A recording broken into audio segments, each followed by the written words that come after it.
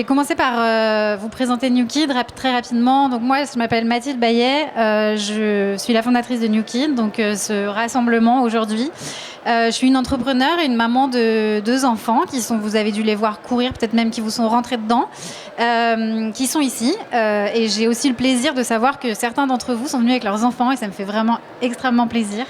J'ai hâte de les rencontrer juste après. Pourquoi j'ai créé cet événement ? Parce qu'en fait, j'ai envie que la conversation, elle existe entre les experts et les familles. Parce que le sujet de l'intelligence artificielle, il est nouveau et il prend de plus en plus de place dans nos vies. Déjà professionnelles, mais en plus, elle s'invite de plus en plus dans nos vies familiales et à l'école. Voilà, donc cet événement, pour moi, c'est une réussite. Si déjà, vous avez appris plein de choses quand vous repartez d'ici, c'est une réussite aussi si vous avez été inspiré et peut-être même si vous avez changé d'avis au cours des discussions. Et enfin, c'est une réussite si vous avez connecté les uns avec les autres, vous avez connecté en famille, vous avez connecté tout court avec plein de gens. Et si en gros, demain, la semaine prochaine ou dans quelques mois, il vous reste des petits fragments de cet événement chez vous, moi, ce sera juste une joie absolue de savoir tout ça. Ce que je disais tout à l'heure, c'est qu'il y a des animatrices qui sont à l'autre bout de la pièce, qui sont deux super chouettes personnes. Svenia Busson, elle a un think tank, Education Futures, il y a un podcast, et en gros, elle s'intéresse au sujet de l'éducation depuis longtemps. Elle sera là avec vos enfants pour parler d'intelligence artificielle avec eux, faciliter une discussion. Et on a aussi Diana Luz Oudoyer-Laborde, qui elle est illustratrice et qui du coup animera un atelier de dessin avec eux aussi. Voilà, et donc sans plus attendre, ce merveilleux panel, merci à vous tous d'être là. Je suis vraiment très heureuse et très honorée de vous avoir. Je laisserai à Élise le soin de présenter chacun des panélistes. Mais donc Élise, merci d'avoir accepté d'être la modératrice de ce panel. Élise, la première fois que je t'ai entendue, je crois que tu tapais dans tes mains et tu disais « Allô les campeurs !» Donc écoutez-moi. Et donc ça remonte. Donc les campeurs, on n'était pas au camping, comme vous pouvez vous l'imaginer, sous une tente à la plage. Mais en gros, le camping, donc un accélérateur parisien lancé par Silicon Sentier. Et en fait, c'était donc un batch d'entrepreneurs. Et Élise, elle gérait toute cette communauté d'entrepreneurs.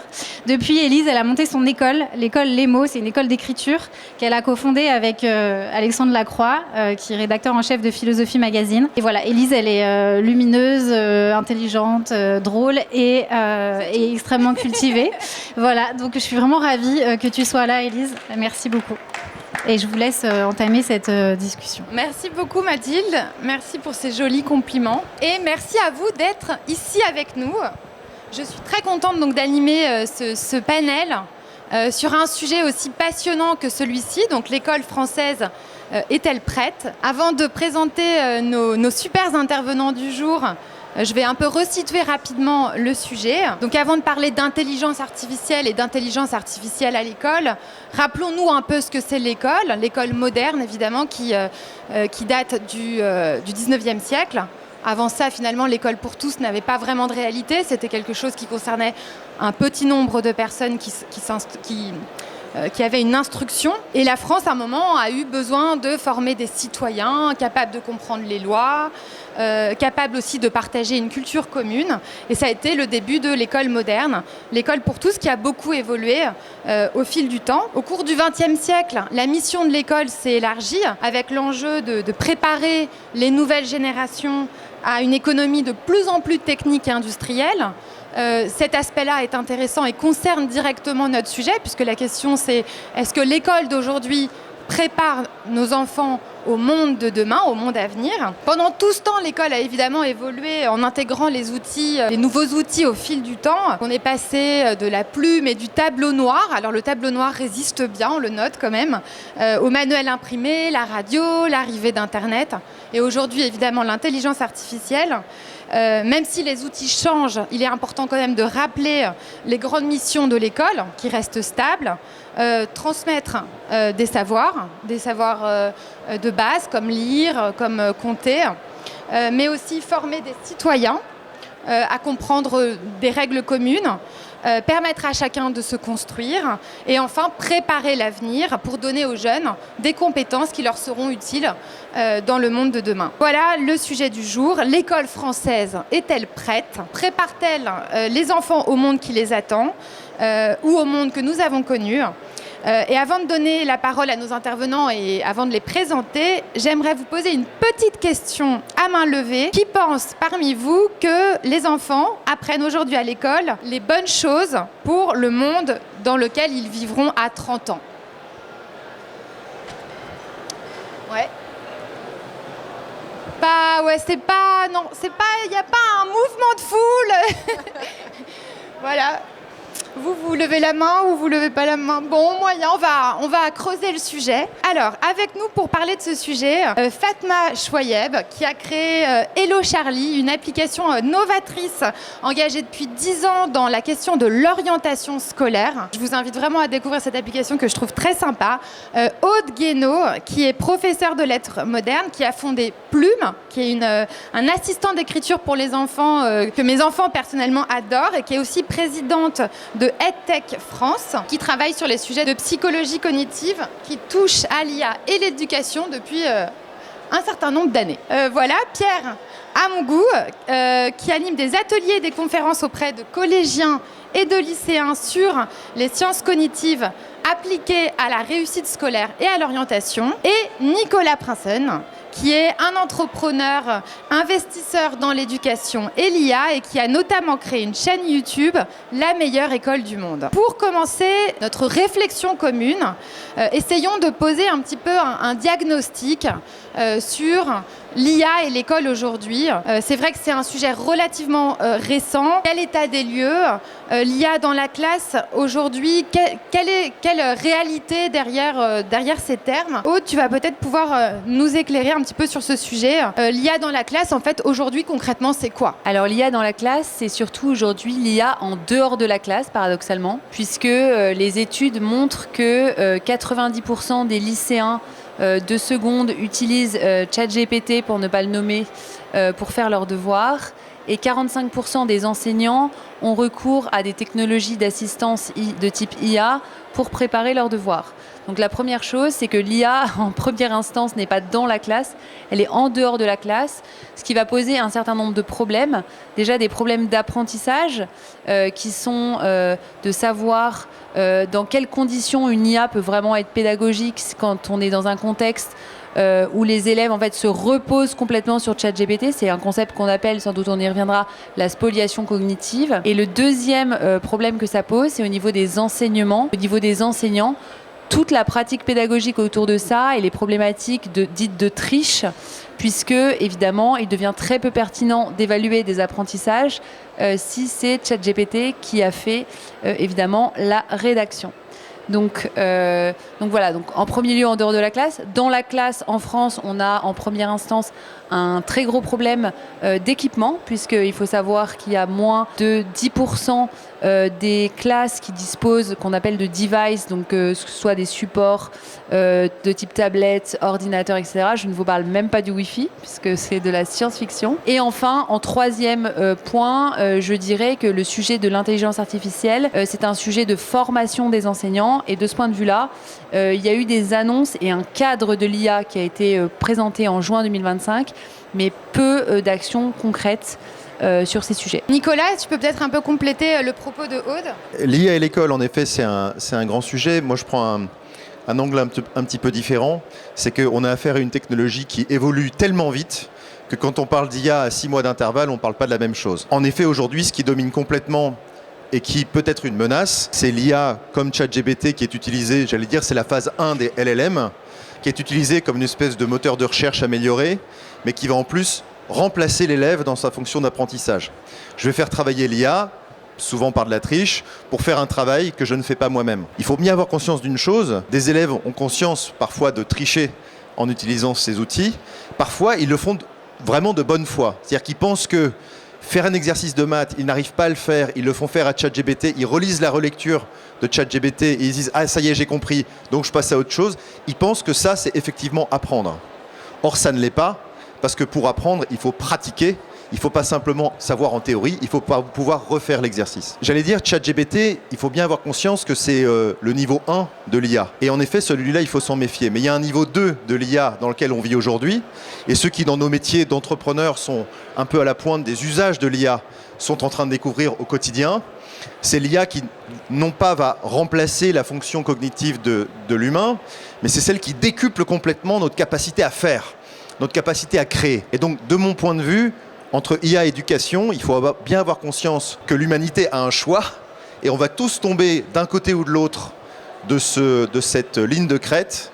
C'est soit on a des enfants qui vont utiliser l'IA pour remplacer leur cerveau et qui du coup vont moins apprendre qu'ils n'apprenaient avant, soit on a des enfants qui vont apprendre à dominer, à utiliser, à exploiter l'IA, et eux, ils vont accéder à des niveaux de connaissances, à des niveaux de productivité qu'aujourd'hui, dont on n'a même pas idée. Et donc la grande question, c'est comment on bascule du bon côté de l'IA plutôt que du mauvais, et en effet, à quel âge, avec quelles compétences, comment on forme les profs, pour faire en sorte que les générations futures, et d'ailleurs nous-mêmes, parce qu'il faut tous qu'on se forme, on soit du côté de la productivité incroyable qui, elle, n'est pas un cauchemar, mais plutôt un rêve absolu. Est-ce que vous auriez un cas d'usage concret où justement l'IA vous semble tomber du bon côté, justement ? Alors moi, et ça c'est pas à l'école, mais alors il se trouve que mes enfants sont là, donc j'ai le cas très pratique, 8 et 10 ans. Il n'y a absolument aucune IA à l'école, et franchement je préfère qu'il n'y en ait pas du tout. En revanche, à la maison, ce que j'ai essayé de leur montrer, parce que moi-même j'étais super excité, c'est Claude Design ou Claude Code, ou ChatGPT pareil, comme outil pour créer des choses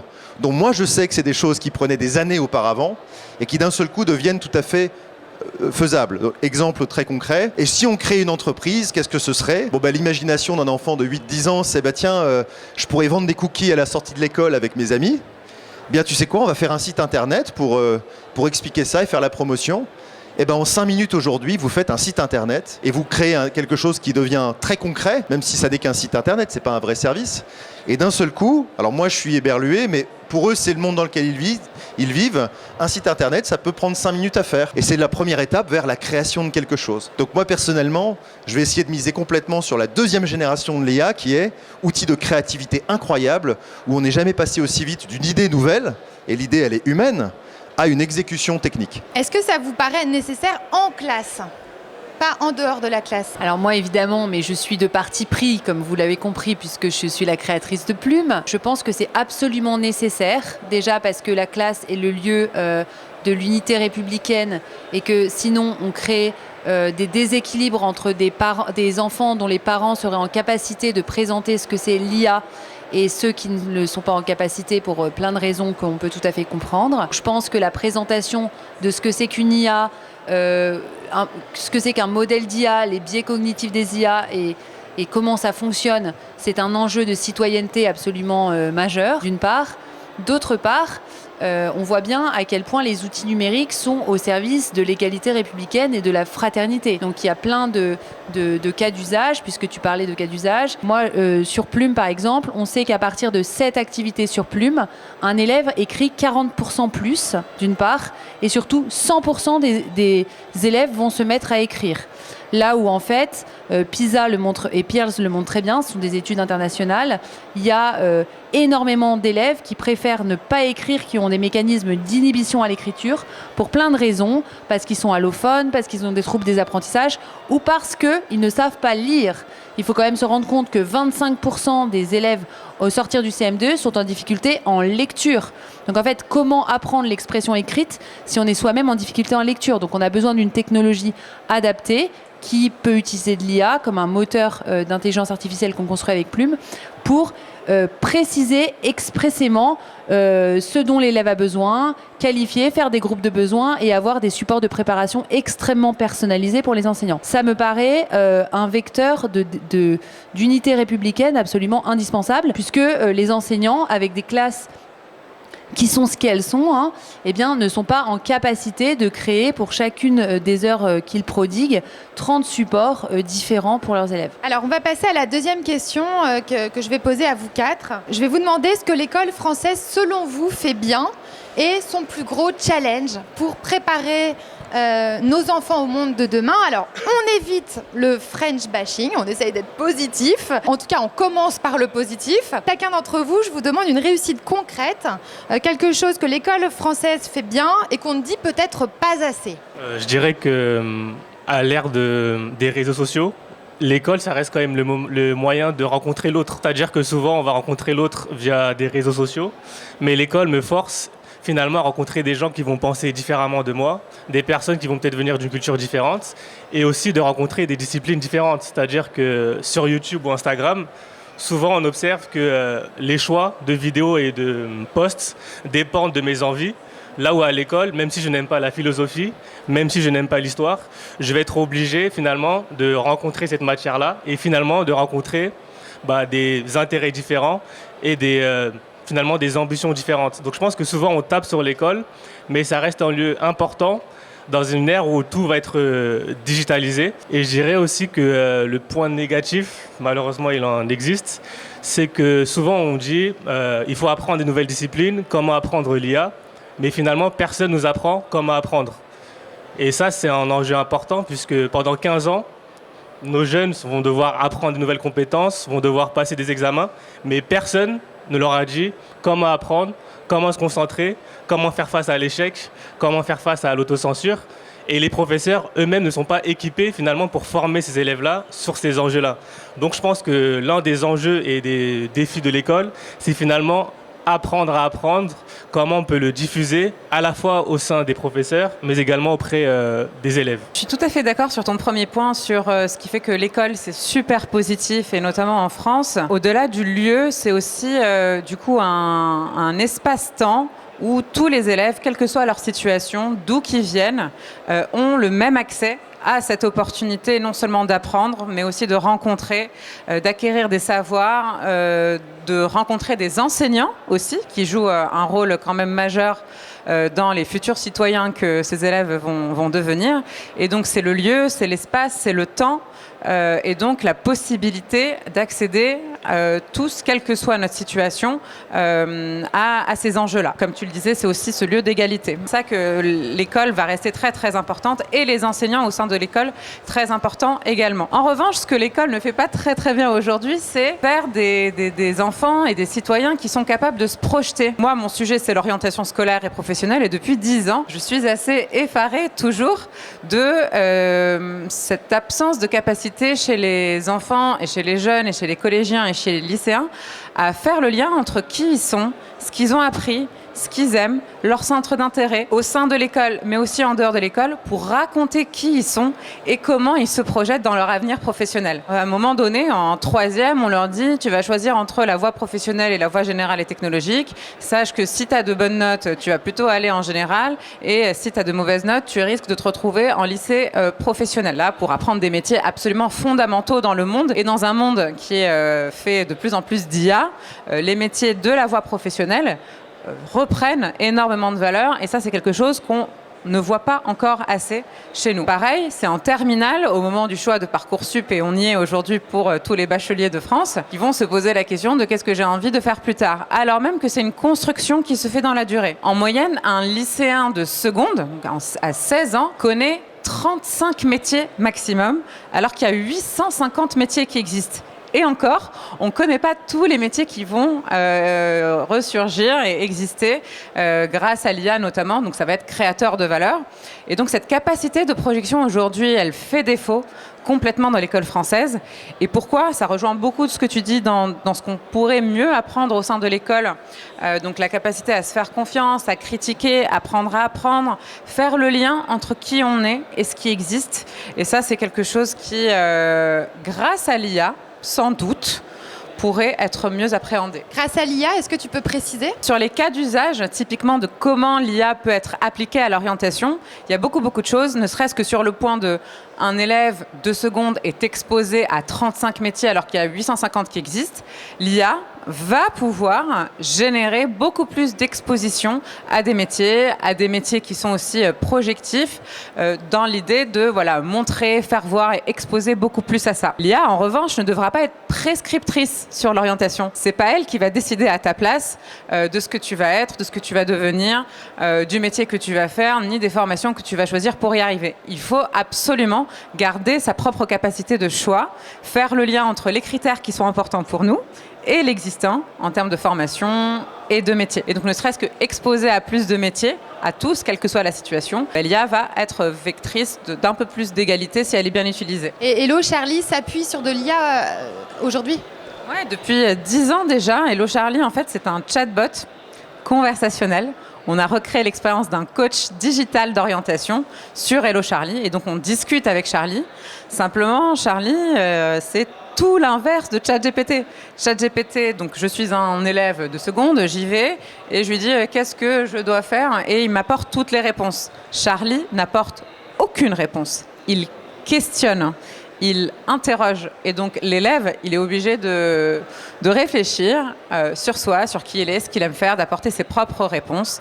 Et donc, on est vraiment dans le concept du coaching, un peu de maïeutique aussi, de déboucher sur son projet professionnel après être passé par le questionnement et l'interrogation. Nicolas, tu as comparé des dizaines de systèmes éducatifs. Oui. Qu'est-ce que tu en tires comme enseignement ? Je pense que c'est important, en effet, c'est vraiment une bonne question de savoir les forces et les faiblesses de notre système éducatif qui dérive de notre culture. Ce qui a fait de l'école française la meilleure école du monde jusqu'aux années 1980, en tout cas une des toutes meilleures, c'est essentiellement deux choses. Premièrement, l'école maternelle, donc l'école obligatoire très tôt dans la vie. Ça a été notre facteur clé de succès numéro 1 pendant des décennies. Numéro 2, un focus très clair sur les savoirs fondamentaux. L'école, c'est pour apprendre à lire, écrire, compter. Donc on ne parle pas de compétences, on parle de savoirs fondamentaux, vraiment ce qui est au cœur de l'apprentissage. Si on sait très bien lire et écrire, on arrivera à tout faire à l'école. Si on arrive à bien compter, qu'on a tous les automatismes et les savoirs, on va bien se débrouiller. Le problème, c'est quand on a un système qu'aujourd'hui où on a 40% des élèves qui entrent en 6e sans avoir les compétences de lecture nécessaires. Donc voilà, les forces, c'est vraiment ces deux-là. Donc l'école française se perd un petit peu quand elle n'est pas vraiment très très forte sur ses fondamentaux et notamment les savoirs. Et c'est là qu'elle a perdu un petit peu son chemin. Petite parenthèse avec l'IA, on peut se poser la question, est-ce que l'IA est une discipline nouvelle de l'éducation ? Est-ce que c'est un nouveau savoir ? Ou est-ce que c'est une discipline ou une compétence qui dérive d'autres savoirs préexistants ? Alors moi je suis dans l'équipe 2 là-dessus, c'est-à-dire que pour être bon en IA, et nous tous nous le pratiquons énormément, pour être bon en IA c'est très simple. Il faut avoir fait beaucoup de français, parce qu'une IA elle fonctionne quand on communique avec, donc il faut avoir utilisé Plume, idéalement il faut avoir fait les mots, l'école d'Élise, parce qu'une IA, on lui parle et on lui écrit. Donc plus on communique clairement, précisément, de manière structurée, plus on arrive à diriger l'IA comme on dirige un cheval un peu sauvage. Et la deuxième chose qu'on doit avoir quand on utilise l'IA, c'est un esprit de système. C'est-à-dire que quand on commence à travailler avec, on voit qu'on développe tout un tas de tâches nouvelles qui fonctionnent en parallèle, et dans sa tête, on construit un système. En gros, ça ressemble beaucoup aux maths. C'est une capacité d'abstraction. Et en maths, normalement, en France, historiquement, on est bon. Donc pour moi, pour être bon en IA à l'avenir, il faut déjà être bon en français et bon en maths. Donc on ne perd pas de temps à faire les grands classiques, on ne perd pas de temps à faire des équations. Tout ça, c'est du temps gagné, pas du temps perdu. En revanche, le problème numéro 1 de l'école française est sa faiblesse. Et je vais vous donner une statistique dont on ne parle pas assez. Et pour moi, c'est la statistique la plus inquiétante, autrement dit celle qu'on doit attaquer le plus dur, y compris en tant que parent. Quand vous prenez le test PISA, qui classe les systèmes éducatifs à l'international, c'est les enfants de 15 ans qu'ils ont, donc c'est déjà des ados. On n'est pas très bon en lecture, on n'est pas très bon en maths, ça vous en entendez parler dans la presse. Mais il y a un point qui est plus important que ça, c'est qu'on a un déficit de confiance en soi de nos élèves. Si vous demandez à un élève, est-ce que tu es d'accord avec l'affirmation selon laquelle si tu travailles et si tu étudies bien à l'école, eh bien tu vas réussir. Dans la plupart des pays, la grande majorité des élèves disent oui, je suis d'accord avec ça, je crois que si je travaille bien à l'école, je vais réussir. Aux États-Unis, c'est 70%. Mais les Américains, on les connaît, ils sont très sûrs d'eux. Les Allemands, c'est 70%. Et nous, 46%. Il y a moins d'un élève sur 2 à 15 ans en France qui n'a pas confiance en lui. C'est ce que tu disais, Pierre, et c'est un gros sujet que tu adresses. Donc l'école française, là où elle pêche, c'est dans la capacité à construire chez l'élève, dès un jeune âge, une confiance en lui-même qu'il doit développer avant même d'avoir développé les compétences qu'on lui demande. Il faut déjà qu'il ait une confiance fondamentale que s'il n'a pas à la maison, il ne gagnera malheureusement pas à l'école. Pierre, c'est aussi ton constat ? Oui, tout à fait. Souvent, on pense que la confiance en soi, c'est une question de personnalité. Mais on se rend compte qu'en réalité, en sciences cognitives, c'est surtout la perception que j'ai de mes compétences. Donc, plus je me sens compétent sur une tâche, plus je vais me sentir confiant. Je donne un exemple toujours aux élèves, c'est est-ce que selon vous, le président de la République, il est confiant lorsqu'il doit prendre la parole en public? Ils me répondent tous oui. Je leur dis maintenant, si on demande à M. Macron de faire un discours en mandarin, est-ce qu'il sera toujours confiant? Ils disent non. Pourquoi? Parce que dans un contexte différent, là, il se dit que mes compétences ne me permettent pas finalement de répondre à cette tâche. Et donc, je leur dis qu'il ne faut pas se dire, moi, je suis confiant ou je manque de confiance, mais plutôt se dire quelle est ma perception des compétences pour pouvoir gagner en confiance dans différents domaines. Et c'est là où je pense que le point de départ, c'est la connaissance de soi. C'est-à-dire que lorsque je dois rédiger une dissertation, je dois parler d'après Durkheim, d'après Bourdieu, mais jamais d'après moi. Finalement, toujours j'apprends ce que les autres disent, mais jamais je prends le temps de savoir qu'est-ce que moi je veux et qu'est-ce que je pense. Et si on prenait ce temps justement dans les classes, de se dire finalement qui suis-je ? Quelles sont mes forces, quelles sont mes faiblesses, quelles sont mes aspirations, quelles sont mes peurs, ça va permettre justement aux différents adolescents de construire cette confiance en soi qui est un travail de perception de nos compétences. Donc je pense vraiment que c'est un enjeu fondamental, surtout à l'ère des IA, où finalement si je transfère mes compétences à une intelligence artificielle, je vais encore plus avoir le sentiment finalement d'être dépendant des autres et non pas de mes propres compétences. Donc je pense que c'est un enjeu fondamental de travailler sur mes compétences et cette perception que j'ai de mes compétences. Au regard finalement de ces challenges que vous avez exposés, si vous en aviez le pouvoir, attention, quelle serait la mesure à introduire selon vous dès la rentrée en septembre? Donc évidemment une mesure assez concrète et réaliste. Votre avis à tous nous intéresse. Des conversations.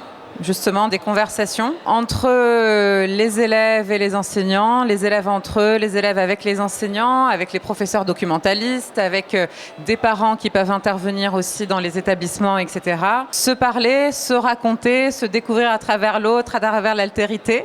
Tout existe pour le faire. Les bâtiments sont là, les heures prévues dans la journée et dans la semaine et dans le mois et dans le calendrier scolaire, c'est là aussi. Il y a 1 heure par semaine qui peut être dédiée à ce genre de conversation et ça ne demande pas d'argent. À l'heure où on sait que les budgets sont de plus en plus restreints. C'est simplement ces conversations sur soi, sur le monde, sur décrypter ce qu'on a compris de nous-mêmes, le rapport à notre monde, introduire l'IA dans tout ça et pouvoir en parler librement en classe pour gagner en confiance et pour toujours aimer les autres. Et ça va être très très important de toujours aimer les autres dans ce monde. Et donc ce serait juste ça, profiter de 7 heures par semaine pour converser, pour dialoguer. Et puis tout va bien se passer. Alors pour ma part, c'est une question que je travaille avec sérieux puisque j'y pense beaucoup. Chez EdTech France, donc on est l'association qui représente les 450 sociétés du numérique éducatif en France. Et donc on a un travail permanent politique, notamment avec le ministère de l'Éducation nationale, le secrétariat général pour l'investissement pour la France et également le cabinet du Premier ministre. On fournit régulièrement un certain nombre de propositions à l'adresse des politiques pour clarifier, je dirais, les différents aspects de l'éducation. Pour ma part, si je devais faire une seule mesure pour la rentrée, je pense qu'il y aurait un travail de clarification sur ce qu'est l'école. Puisque aujourd'hui, finalement, Nicolas, tu as très bien parlé du lire, écrire, compter, les fondamentaux, évidemment, qui sont très très importants. Mais on est dans un moment de bascule des apprentissages et finalement, on ne sait plus exactement quelle est la mission de l'école. Est-ce que c'est développer les compétences qu'on appelle les soft skills? Est-ce que c'est travailler pour des compétences de demain qui seraient des compétences professionnelles quand on connaît l'obsolescence des compétences? Est-ce que c'est travailler aux fondamentaux? Est-ce que c'est connaître une société technologique? Est-ce que c'est, etc. Et finalement, ça donne lieu à un certain nombre de mesures et d'alternoiements gouvernementaux sur les mesures portées par l'école qui n'apportent pas de lisibilité. La conséquence de ça, à mon avis, c'est une simplification des programmes qui est absolument nécessaire pour qu'on sache avec clarté, qu'on se mette d'accord et qu'on fasse société sur l'idée de voilà la mission de l'école. Et en l'absence d'arbitrage très très clair sur ce qu'est la mission de l'école, je trouve que c'est très compliqué collectivement d'avoir des attentes et de mesurer l'efficacité de l'école quant à sa capacité à préparer nos enfants. Voilà. Bon, s'il y avait une mesure à faire pour moi à budget constant, hein, c'est ça le deal, c'est normal, ce serait de se focaliser plutôt sur les parents. On voit dans des systèmes étrangers qu'on fait un usage un peu plus intelligent, je trouve, des parents. Aujourd'hui, on sépare complètement l'expérience professeur-école de l'expérience parent. Et plus ça va, plus c'est le cas en France. Tout simplement parce que, vous le voyez comme moi dans l'actualité, il y a la violence. Et donc, on éloigne de plus en plus les professeurs des parents, qui souvent sont une menace, c'est un fait. Du coup, cette connexion-là ne se fait pas ou se fait de moins en moins. Donc, qu'est-ce que je veux dire par là? Moi, deux choses.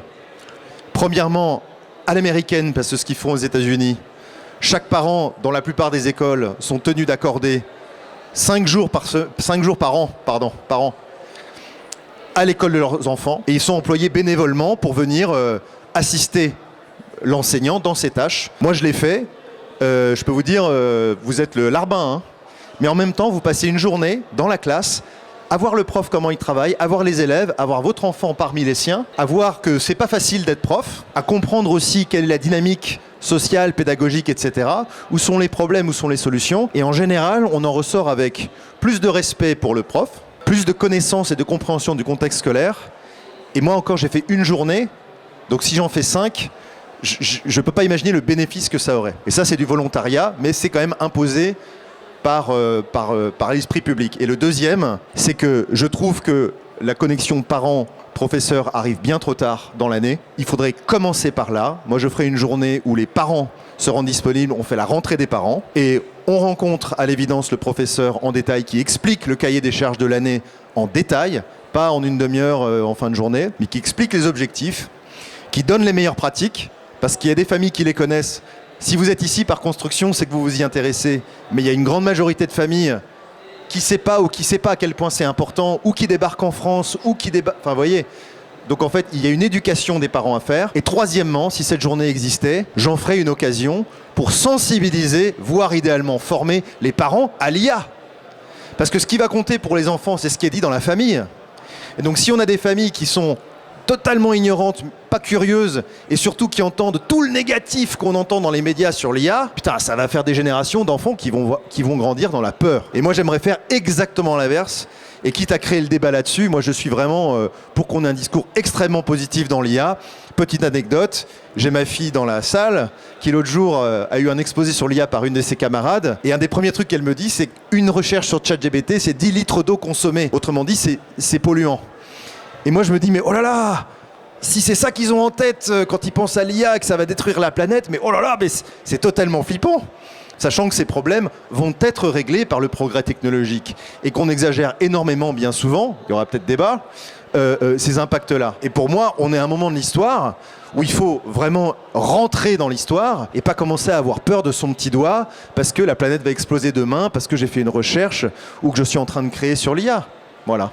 Je lance ce débat parce que je vois des gens qui ne sont pas d'accord. J'aime cette façon de poser cette idée qui me paraît intéressante à creuser. Aude, une réaction ? Non, mais il faut quand même avoir conscience des enjeux écologiques et environnementaux qui sont liés à la tech en général. Je ne sais pas si la technologie va résoudre tout ça, mais ce qui est sûr, c'est qu'on ne peut pas avoir ce prisme unique, en tout cas, via l'IA. Ça, c'est une certitude. Et tu parlais de l'enjeu de l'eau, qui est un enjeu majeur, mais il y a aussi l'enjeu des data centers, des puissances de calcul. Et en fait, bien sûr, la loi qui consiste à toujours diviser par deux les puces de calcul, les puissances de calcul, etc., sont en train, évidemment, de trouver leurs limites. On a un enjeu de savoir comment on va faire pour stocker tout ça. Et c'est très intéressant parce que ça nous appelle, en fait, à questionner nos propres usages. C'est-à-dire, moi, en tant qu'humain, quelle est ma place dans ce système, est-ce que je m'augmente, est-ce que j'en dépends, etc. Donc c'est des questions hyper intéressantes et je te rejoins sur le fait que ça ne peut pas être pris que sous l'angle environnemental, ça doit être pris d'une façon globale évidemment. Donc par rapport à la question, moi j'ai pensé à une idée qui serait en fait de créer 2 heures par semaine un cours qui s'appellerait Moi et l'école. Parce que là par exemple on est tous adultes, mais finalement, on ne demande pas forcément aux jeunes, finalement, qu'est-ce qu'ils aimeraient apprendre à l'école, quel est leur sentiment vis-à-vis de l'école. Et donc, ce serait 2 heures par semaine où, soit on va leur apprendre une compétence telle que la gestion des émotions, apprendre à l'aide des sciences cognitives, ou tout simplement, finalement, cette semaine, qu'est-ce que j'ai apprécié à l'école, qu'est-ce que j'ai appris sur moi, qu'est-ce que j'ai appris sur mes aspirations. Parce que c'est important d'ancrer cette habitude chez les enfants de toujours se dire, j'ai appris une connaissance, j'ai eu accès à une information, je prends du recul, finalement, cette information, cette connaissance, qu'est-ce qu'elle m'a permis d'apprendre, qu'est-ce qu'elle a changé chez moi pour justement pouvoir se projeter et pouvoir s'orienter plus tard au collège, au lycée ou même dans le supérieur. Donc vraiment, je pense, intégrer le plus rapidement possible ces temps où l'enfant, le jeune, puisse finalement se concentrer sur lui, ses aspirations et son rapport à l'information et à l'école. Donc finalement, des temps de réflexion, des temps de dialogue, des temps d'appropriation des savoirs fondamentaux et une clarification des missions de l'école, peut-être même par les parties prenantes, avec aussi plus de formation des parties prenantes. J'ai une dernière petite question. Parce que dans les parties prenantes, bien sûr, il y a les parents, que tu as cité Nicolas, mais il y a aussi les professeurs. Est-ce que vous sentez les professeurs, qui sont le cœur de ce système éducatif, plutôt technophobes ou technophiles? Ça dépend aussi du niveau de dans quel milieu on est. Parce que moi, par exemple, lorsque j'étais en école de commerce, certains professeurs avaient peur, parfois finalement, d'être limite remplacés par l'IA, là où d'autres qui ont eux-mêmes fait leurs recherches vont se dire, par exemple, l'IA peut permettre à mes élèves de mieux écrire, de mieux lire et finalement d'augmenter l'élève.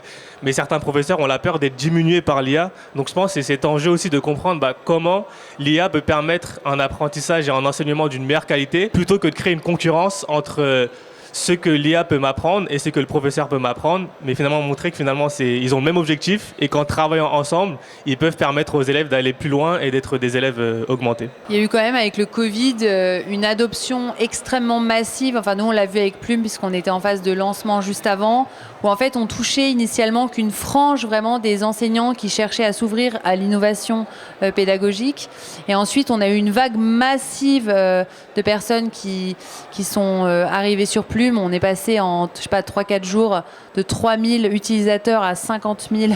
C'était vraiment énorme. Et ensuite, les enseignants qui ont adopté, donc qui ont accepté le coût cognitif que représentait le fait de s'emparer d'un outil, en réalité, très peu sont partis. Donc il y a eu quand même massivement une prise de conscience du fait du Covid, j'allais dire grâce, mais c'est un peu inadapté. En tout cas, le Covid a permis une accélération de la conduite du changement chez les enseignants. Pour autant, les enseignants restent une population dont je fais partie, qui ne bénéficie pas assez de formation, ne serait-ce que sur, je dirais, la prise en main de tout ce qui est informatique, etc., pour que vous représentiez. Nous, aujourd'hui, chez Plume, on accompagne 20 000 enseignants actifs. Sur le support, la question que posent tout le temps les enseignants quand on fait des démonstrations, c'est comment on partage son écran sur Meet. Enfin, c'est pour vous dire, non, mais pour qu'on se rende compte, en fait. Et c'est quelque part logique quand en fait on n'a pas dans sa pratique de matériel ou de formation, etc. Donc c'est pour que il y a un décalage quand même entre les professions que sont les enseignants et des professions où dans le privé on utilise quotidiennement ces outils, etc. Donc il faut quand même s'en rendre compte. On ne peut pas attendre d'un enseignant qu'il manipule très très bien une IA alors qu'en fait se connecter sur Google Meet c'est déjà quelque chose qui lui paraît extrêmement innovant. Donc voilà, donc ça c'est le sujet. Après, c'est tout à fait vrai, on a ces craintes technophobes, etc.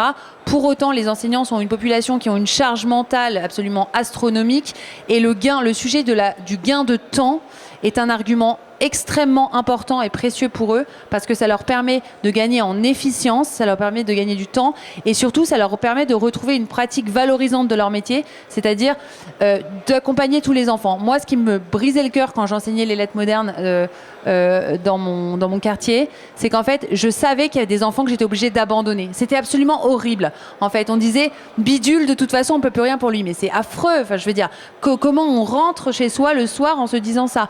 Avec l'IA, en fait, les enseignants retrouvent quand même un amour du métier avec la satisfaction de déléguer des choses chronophages et d'avoir la capacité d'accompagner tous les élèves. Ça, je pense que c'est hyper important. Il y a quand même 2 millions, je pense, d'enseignants en France. C'est énorme, 2 millions. L'éducation nationale française, c'est le deuxième plus gros employeur mondial. C'est énorme. Donc dans les 2 millions, il y a à la fois des technophobes, des technophiles, de tout. Il y a évidemment les early adopters, je pense, dont tu parlais, donc avant le Covid, qui, eux, pour le coup, embarquent l'outil, envoient les gains, attendent la prochaine révolution et les prochaines innovations, et donc sont embarqués. Mais le sujet, c'est vraiment pour le plus gros, ceux qui ne se sont pas encore mis sur les outils, et comment les embarquer. Et donc le sujet pour les enseignants, donc Aude l'a très bien dit, c'est ce temps.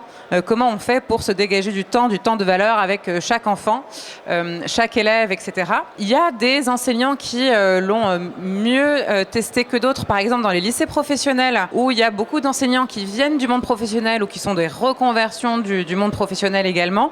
Là, pour le coup, les outils, ils s'en sont emparés, ils les utilisent au quotidien, et donc il n'y a pas vraiment de peur. Concernant le primaire, le collège, les lycées généraux et technologiques, là on reste beaucoup sur les savoirs fondamentaux, les matières classiques, etc. C'est beaucoup moins le cas.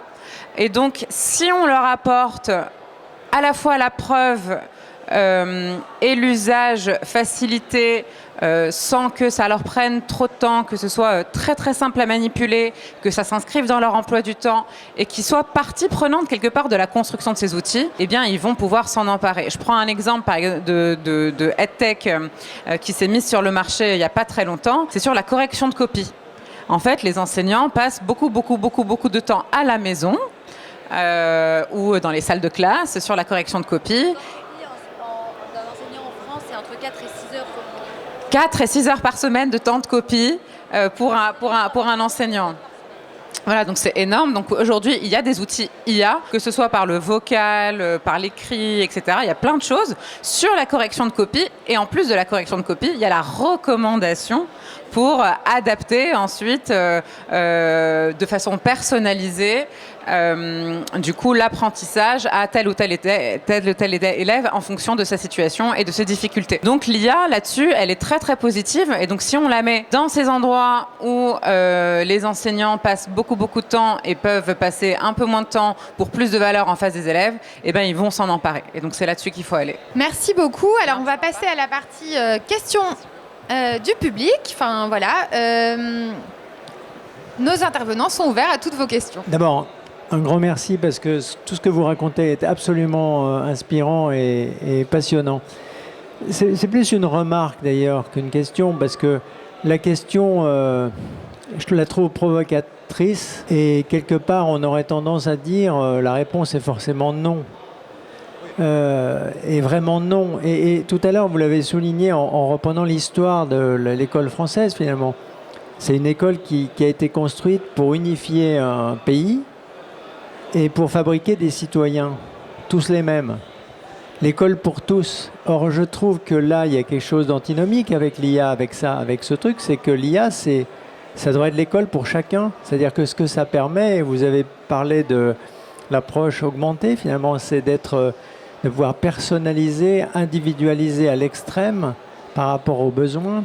Mais du coup, il y a une différence, il y a un écart colossal. Enfin, c'est-à-dire, en gros, est-ce qu'un organisme aussi structuré depuis des décennies sur l'uniformisation peut se transformer? Ou alors, est-ce qu'il faut accepter de dire, bah non, cette école-là, elle est morte, elle va mourir, et ce qui va émerger, c'est une multitude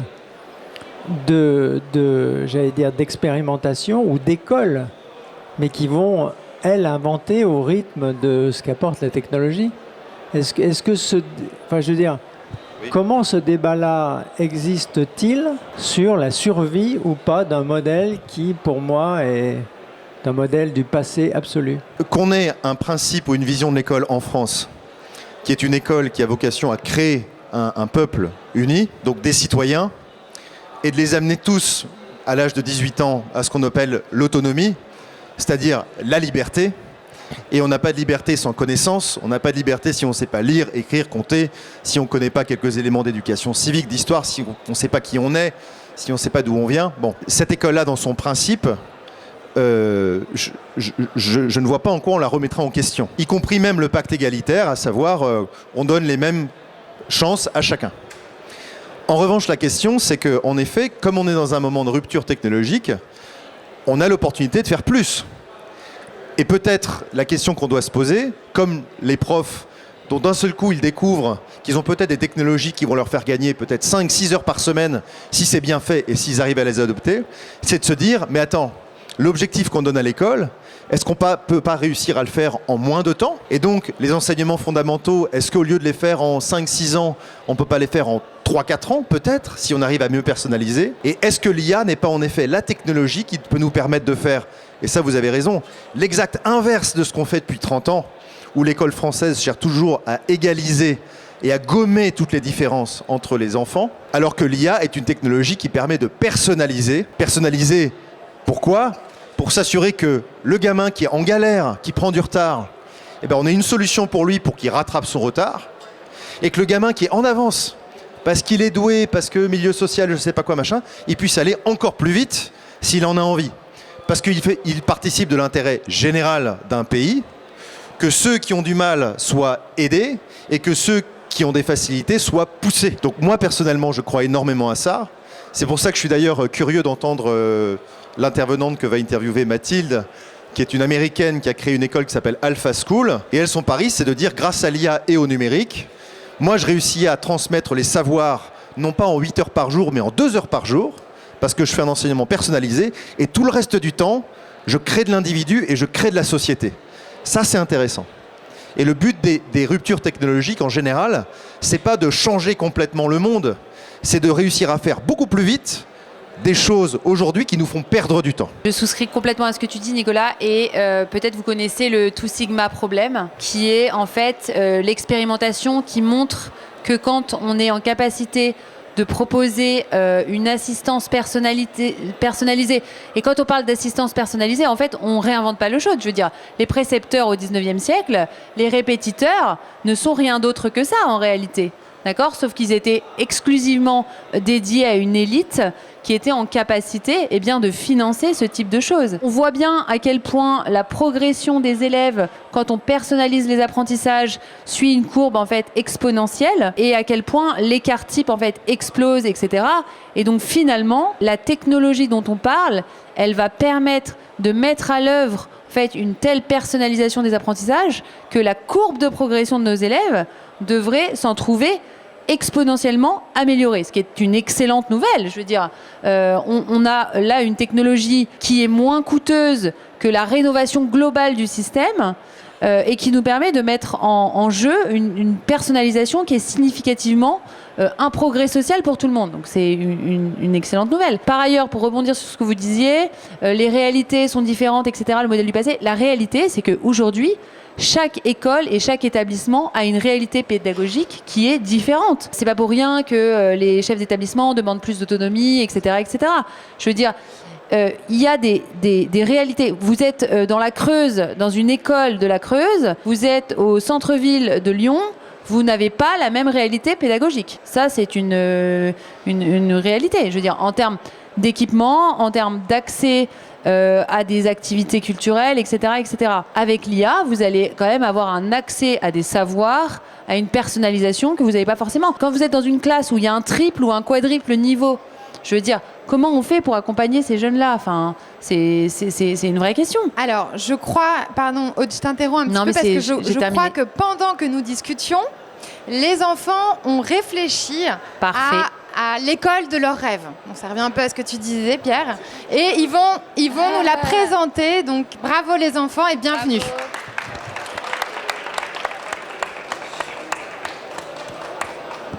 Alors, est-ce qu'on a un micro ? Ouais. Merci beaucoup. Alors, les enfants ont énormément d'idées. Voilà, énormément d'idées. On va commencer par Aïcha.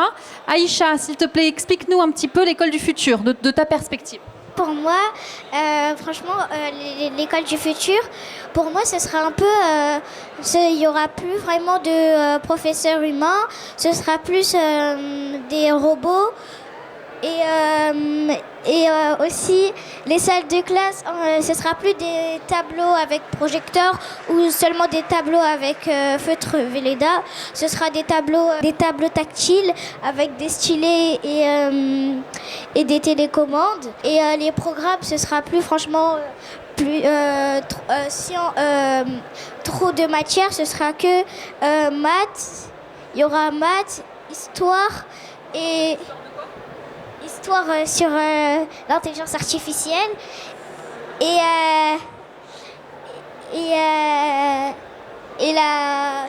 je pense que c'est tout. Et après, Oui, l'après-midi, on va laisser parler. Qu'est-ce qu'on fait l'après-midi? du sport. Le sport tous les jours, tous les après-midi. Quoi d'autre? Et on n'oublie pas S'amuser. s'amuser, c'est très important. Donc ça fait aussi partie de la journée idéale, n'est-ce pas? Aïcha, est-ce qu'on a tout dit? On a oublié quelque chose ou pas? À la cantine, très important. La cantine, moi j'ai pensé que franchement à la cantine on pourrait faire par exemple là il y aura un robot en forme de dame de cantine et il y aura par exemple les élèves commandent sur une tablette et le robot il prend le plat, il met ce que l'élève a demandé, il appuie sur un bouton et il y aura un tapis, voilà. Et c'est les élèves qui décident du repas. Évidemment. Et il n'y aura pas beaucoup de légumes, à ce que je pense. Et là, il y aura le plat qui va aller comme ça. Ce sera un tapis électrique. En fait, après, il y aura que des hommes de ménage et un robot. Et ça veut dire que les dames de cantine, elles pourront rester tranquillement chez elles. Et ce que les robots ils vont faire, ça va aller l'argent quand elles vont travailler, ils auront de l'argent et l'argent va aller aux dames de cantine qui ont déjà travaillé les années en arrière et ça va les récompenser encore plus. Voilà. Bravo Aïcha. Voilà, énormément d'idées de la nouvelle génération. Merci infiniment à vous les enfants d'avoir participé et plein d'autres qui ne sont pas là. Mais voilà, c'était leurs idées. Merci.